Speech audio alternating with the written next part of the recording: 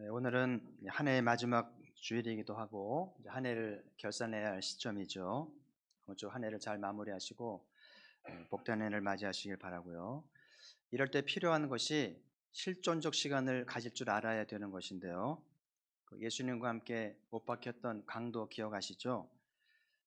죽기 전에 예수님을 바라보면서 예수님 나를 불쌍히 여겨 달라고 예수님께서 그 기도를 받으시고 내가 오늘 나와 함께 낙원에 있을 것이다. 낙원에 갔겠죠. 예수님이 약속했으니까. 이 강도는 평생 못되게 살았고요. 사형 받을 만큼 악인이었는데 불구하고 그 짧은 시간 10초나 걸렸을까요? 그 짧은 시간을 잘 보냈기 때문에 구원을 받게 되잖아요. 이게 실존적 시간이에요. 그래서 실존적 시간은 평상시와는 다르게 주님을 향해서 마음을 다하고 힘을 다해서 진실되게 드리는 거예요. 늘 기도하죠. 그런 기도 말고 정말 이 강도가 이제 사형 집행 중에 드렸던 것처럼 여러분들이 내가 좀 사형 집행 중이다 생각하시고 숨이 끊어지기 전에 진실된 마음으로 드리는 기도를 이제 실존적 시간이라고 말할 수 있겠는데, 실존적 시간은 로 보면 이제 지금 오늘 내일 모레 3일은 굉장히 긴 시간입니다.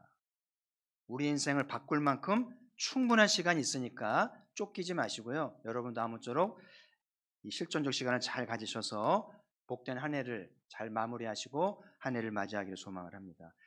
이제 오늘은 제 삶에 있어서 특별한 날로 기억이 될 것 같습니다.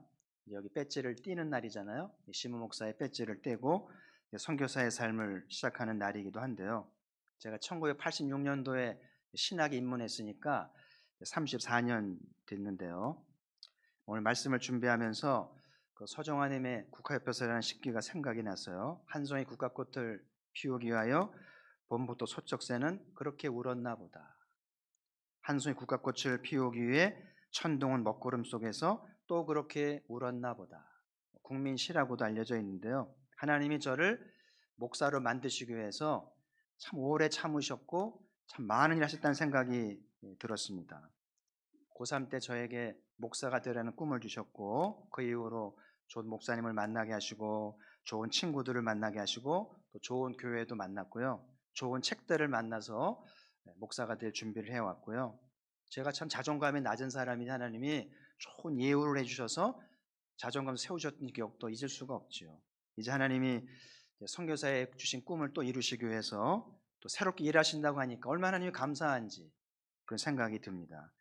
돌이켜보니까 목회 34년이 전반적 후반적으로 나눠지는 것 같아요. 17년은 전도서와 부목사로 사역을 했고 17년은 가포교회 시무를 한 것인데요. 17년 동안 부교육자로 섬기면서 하나님 어떤 교회를 맡기실까, 어떤 교회를 부임을 할까 늘 기도하고 기도해 왔지 않겠어요? 뭐 지난 이야기입니다만은 여기 오기 전에 여기 한 교회 청빙을 받아서 후보가 돼서 주일날 설교를 2번이나 했어요. 듣겠어요? 안 듣겠어요?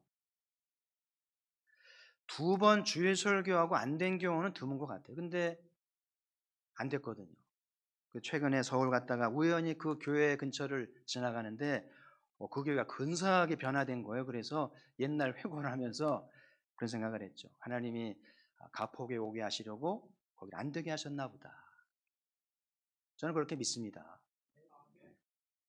그때 됐으면 여기와는 이제 관계가 없잖아요. 그죠? 그래서 하나님이 무슨 계획을 가지시고 저를 가포교에 보내셨는지 저는 다 알 길은 없어요. 저는 늘 작은 퍼즐을 맞춘 심정으로 강단에 서서 여러분을 목회했는데 작은 퍼즐을 맞추다가 가는 인생이에요. 인생이 짧습니다. 하나님 나라의 퍼즐은 너무나 방대해서 알 수가 없는데 근데 언젠가 계속 퍼즐을 맞추다 보면 우리를 향한 우리 교회를 향한 하나님의 큰 그림이 밝게 드러날 줄 믿습니다. 그래서 오늘 사도께서 에베소의 3년 사역을 마무리하면서 이제 고별 설교를 드린 말씀을 읽어드렸는데 제가 감히 사도의 고별 설교를 따라가겠습니까마는 사도를 배우는 마음으로 사도를 본받는 마음으로 사도의 고별 설교를 나누면서 은혜를 받고자 합니다. 첫 번째 고별 설교는 은혜의 말씀에 부탁하였습니다. 오늘 32절 같이 읽도록 하죠. 시작. 지금 내가 여러분을 주와 및 그 은혜의 말씀에 부탁하노니 그 말씀이 여러분을 능히 든든히 세우사 거룩하게 하심을 입은 모든 자 가운데서 기업이 있게 하시리라. 아멘. 제가 늘 영어로도 암송하는 소중한 말씀이고요. 사도의 주 사역은 말씀 사역이죠.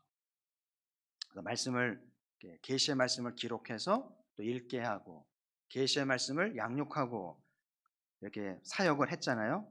오늘 사도가 말씀한 은혜의 말씀은 태초부터 있던 하나님입니다. 우리 가운데 오신 예수 그리스도입니다. 그래서 하나님이 이 말씀으로 천지를 창조하고 천지를 유지하시는 거예요. 우리 개인의 인생으로부터 해서 나라의 흥망까지 말씀으로 인도하십니다. 그러니까 말씀이 얼마나 중요해요. 이 강단의 말씀이 우리의 인생을 바꾸고 아름답게 할 줄 믿습니다. 근데 오늘 사도의 말씀에서 은혜의 말씀이 두 가지 기능을 하는구나 그걸 알 수 있는데, 한 가지는 우리를 든든히 세운다. 여기 이제 우리라는 말은 우리 각자의 수도 있고 우리 교회일 수도 있는 거예요. 하나님의 말씀이 우리 각자와 우리 교회를 든든히 세워가시는구나. 세운다는 말은 건물 짓는다는 건 아니고요. 온전하게 한다. 주님이 내주하실 만큼 신령한 제단으로 완전케 가신다. 그래서 우리 각자의 신앙도 충분히 자라가고 공동체도 충분히 성숙해지게 하는 것이 은혜의 말씀이라는 거예요. 또 한 가지 말씀의 기능은 기업 있게 하신다고 말씀하시는데, 이 기업은 쉬운 말로 상속입니다.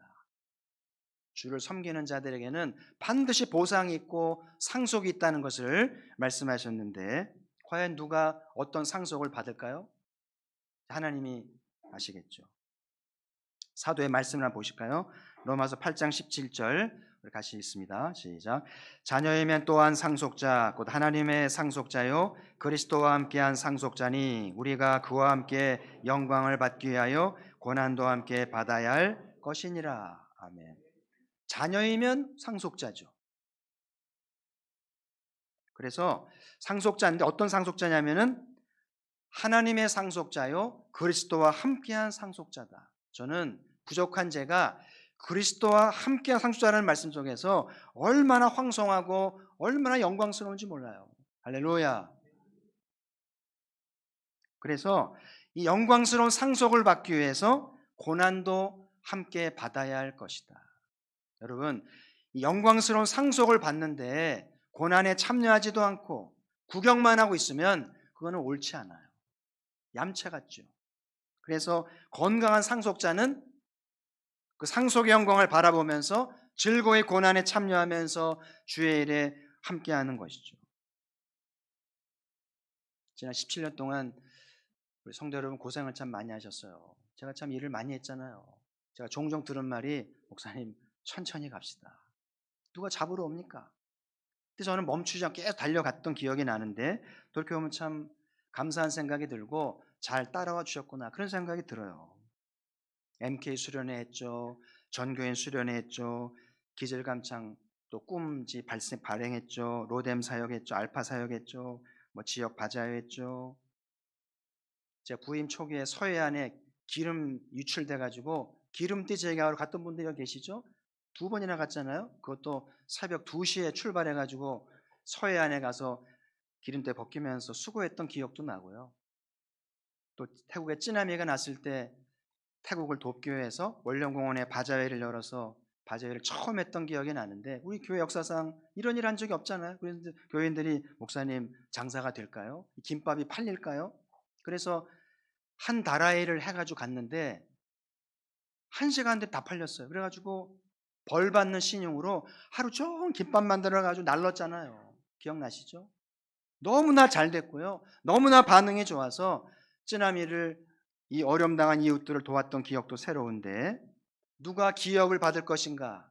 주의 일에 즐거이 참여하면서 수고를 아끼지 않고 헌신한 일꾼들이 약속하신 기업을 받아야 할 줄 믿습니다.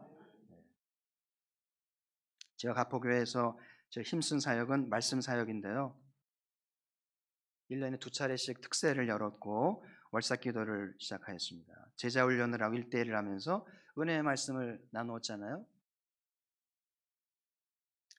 제가 가장 좋아하는 사역이고 또 자신 있었던 것은 신방 사역인데, 제가 십수년 동안 담임 목사님을 따르면서 신방의 노하우도 배우고 이제 기름 부음을 받았잖아요. 그래서 저는 여러분을 개인 가정을 방문해서 그 가정에 필요한 말씀을 나누는 것이 너무나 좋은 거예요. 그리고 그때마다 성령의 감동을 경험하니까 그 긴장감과 역동성은 누구도 경험할 수 없어요.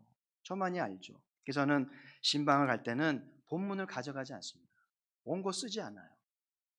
어떻게 가냐면은 신구약을 열고 가면 하나님 창세기부터 쭉 계시록까지 열어놓고 무슨 말씀을 주실지, 어느 말씀이 이 가정에 필요할지 얼마나 긴장이 되고 등골이 오싹한지 몰라요.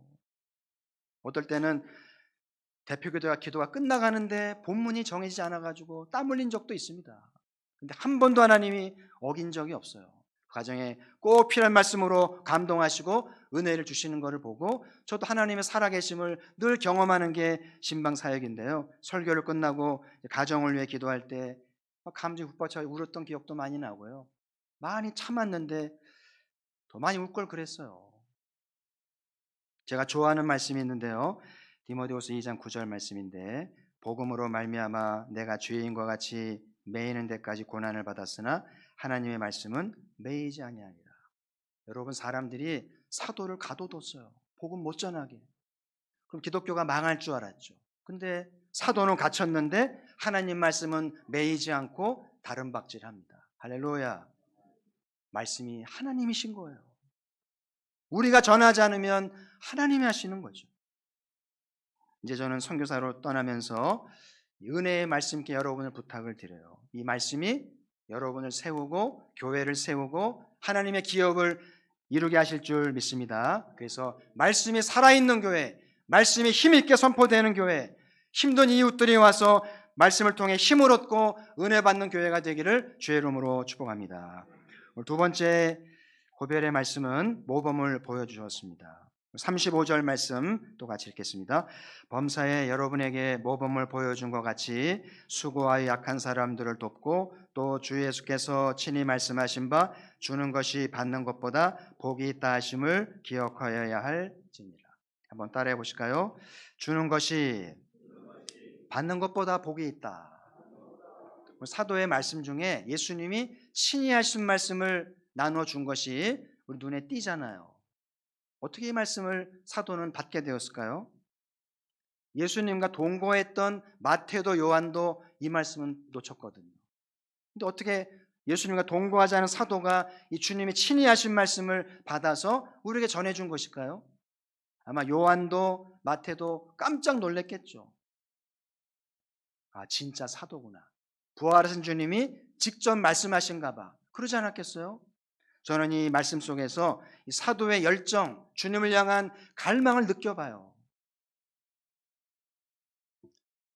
제가 저희 부부가 목회하면서 한 가지 바꾸려고 했던 것이 하나 있는데 뭐냐면, 목사는 대접만 받는다, 이런 말을 듣고 싶지 않았어요.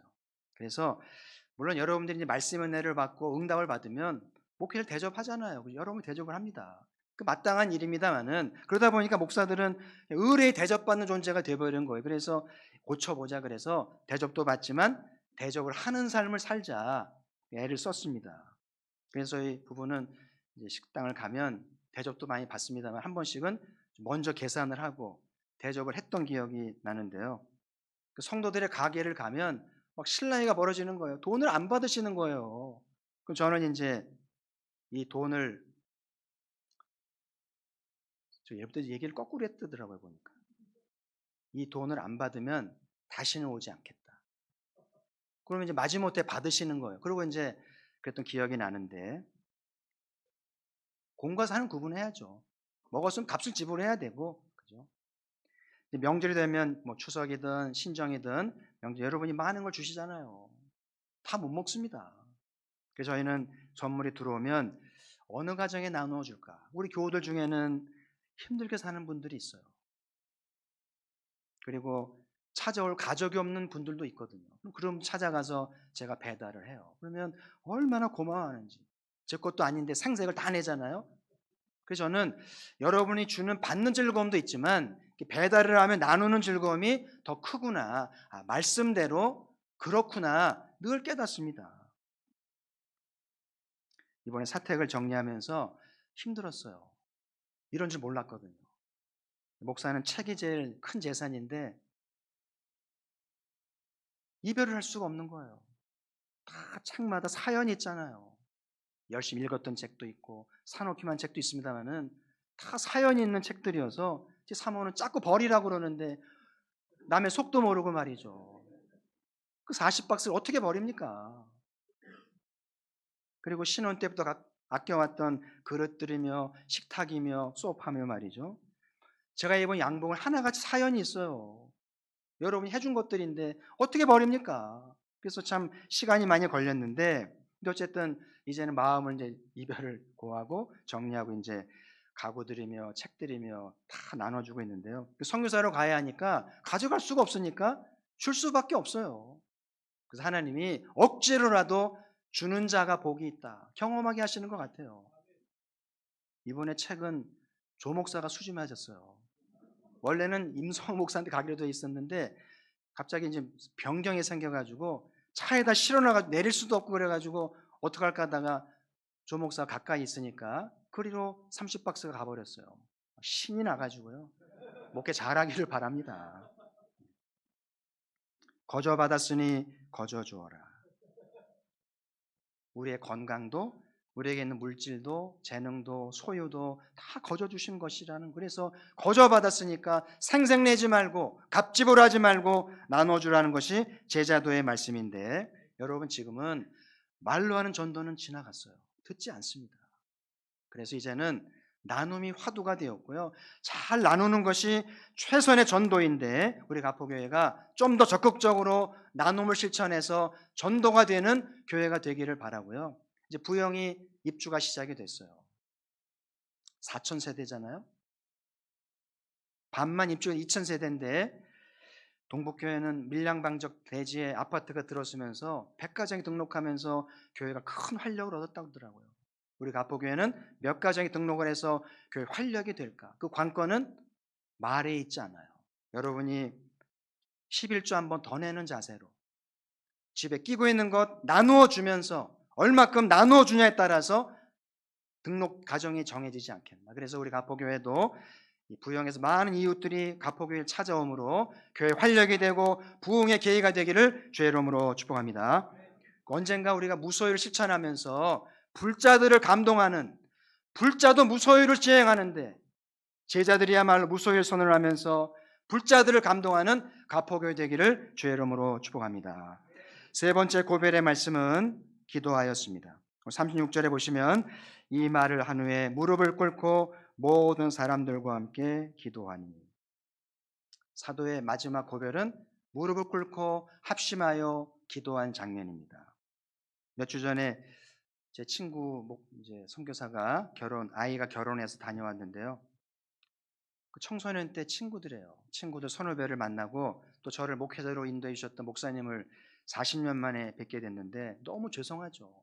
인사도 못 드리고 이걸 죄책감을 살아왔는데 이렇게 결혼식을 계기로 이제 목사님을 뵙고 친구들 선후배를 만났는데 이제 식이 끝나고 이제 밥 먹고 이제 카페 가서 덕담을 나누고 있는데 모임이 끝나기 전에 이제 사회자가 이제 목사님한테 덕담 부탁드렸는데 덕담을 좀 하시는 중 갑자기 저를 보시면서 항문은 말이야 기도를 참 많이 했어.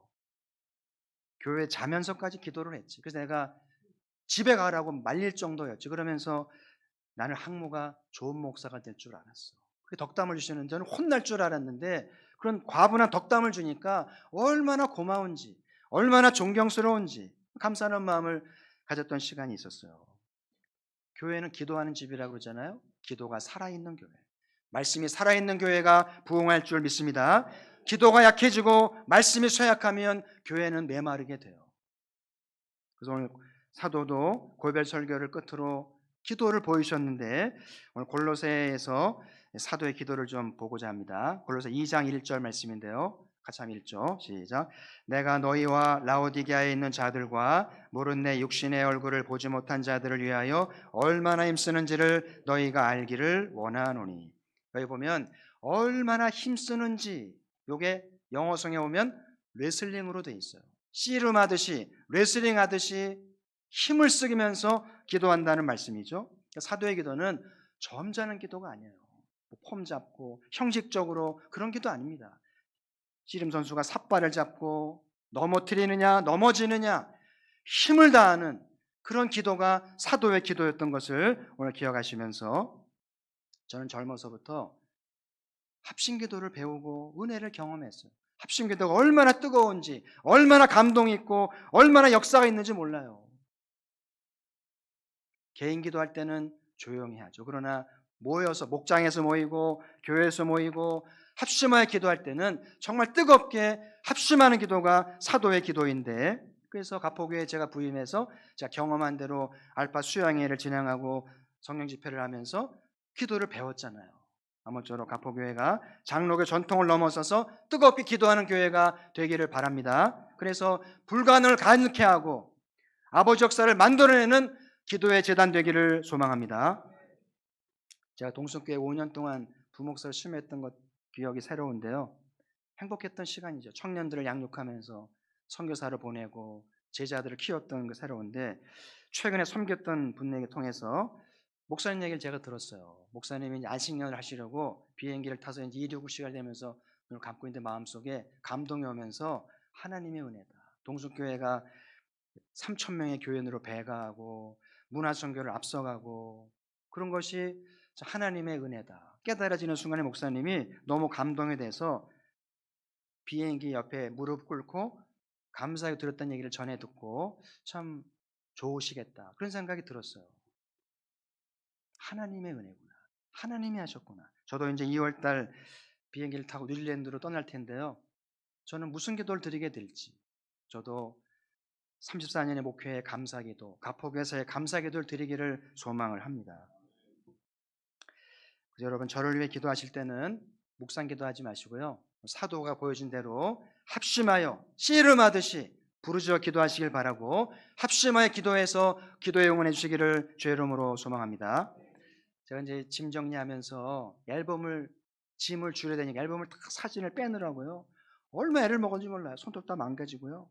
근데 애들 어릴 때부터 쭉 성장했던 사진을 보면서 참 지난 날이 감사하고, 여러분 사진도 정리하면서 임직 받으면 우는 모습도 있고, 유아세례 받고 또 세례 받고 결혼식 하면서 행복한 모습 보면서 그 지난 날의 추억을 이제 곱씹으면서 좋은 시간이었는데요. 저는 이제 담임 목사를 사임하고 떠나면서 두 가지 꿈을 가져갑니다.